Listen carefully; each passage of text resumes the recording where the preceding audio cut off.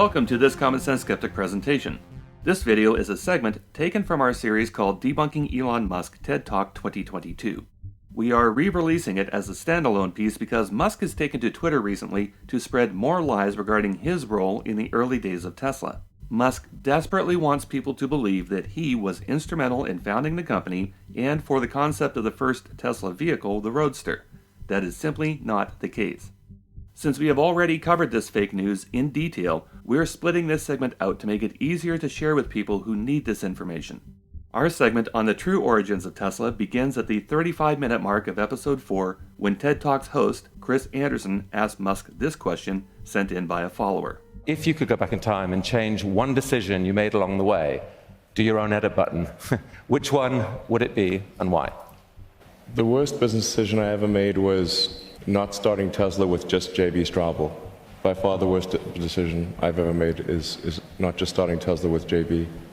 Right after having just declared how much the truth matters to him, Musk goes right into one of the biggest lies he has ever told, that he is one of the original founders of Tesla. We've gone through this before, who knows how many times now, that Musk was not there in the beginning when Tesla was founded. And now, in front of a live studio audience, he's claiming that he and J.B. Straubel could have founded Tesla all by themselves. Let's hear the rest of this nonsense and then tear it apart. And your decision to go with Tesla, the company as it was, meant that you got locked into what you concluded was a weird architecture now of this. There's a lot of confusion. Tesla did not exist in any. Tesla was a shell company with no employees, no intellectual property when I invested. But a false narrative has been created by one of the other co-founders, Martin Eberhard. I didn't invest in an existing company. We created a company. Musk says he invested in a shell company. $6.35 million worth of Series A shares he bought, and he would have you believe that the company he invested in was nothing but an empty shell with no IP, no intellectual property. So let's settle this debate once and for all, because this is the story that people very rarely get to hear. CNBC sat down with the original founders of Tesla, Martin Eberhard and Mark Tarpenning, the two men who incorporated the company on July 1st, 2003, after buying the domain name TeslaMotors.com.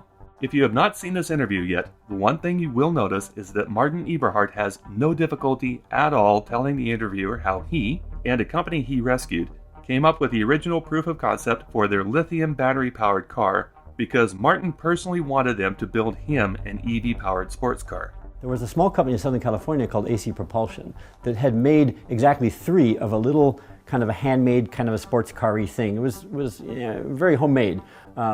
Go-kartish. Right. And so I contacted this company and spoke to them, and they were actually busy going out of business. So I reached out and actually rescued them. I invested some of my own money into the company and tried to get them to build me personally a car.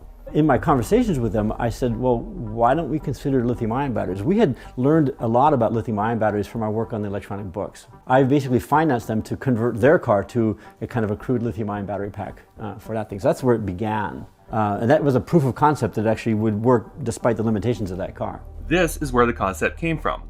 Electric cars up to this point were using lead-acid batteries to store energy. And it was the previous work from these two men creating electronic books that led the pair to work on the lithium-ion battery packs that would come to power Tesla vehicles.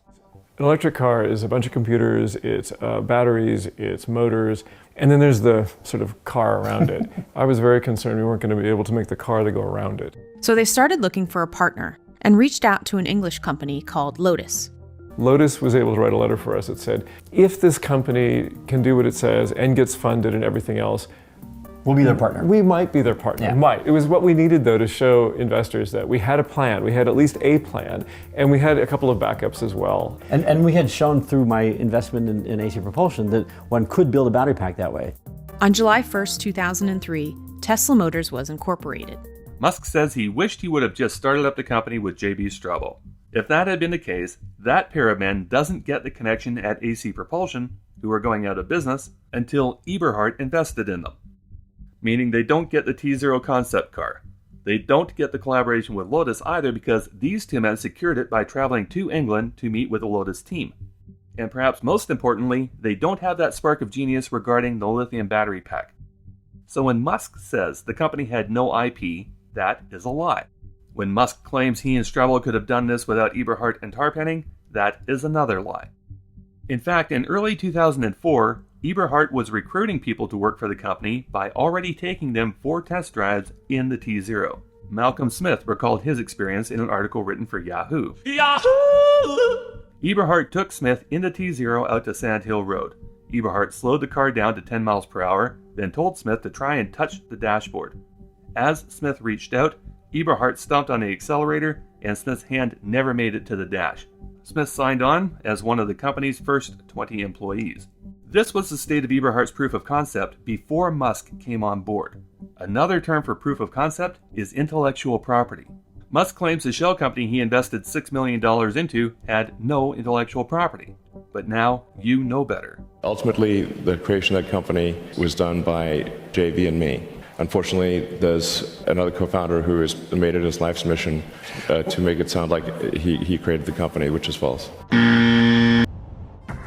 As we mentioned, this video was taken from a previously produced 5-part series called Debunking Elon Musk TED Talk 2022.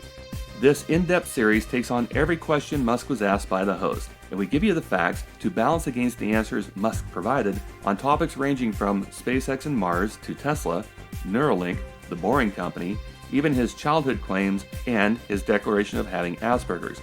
It is information everyone should know and share.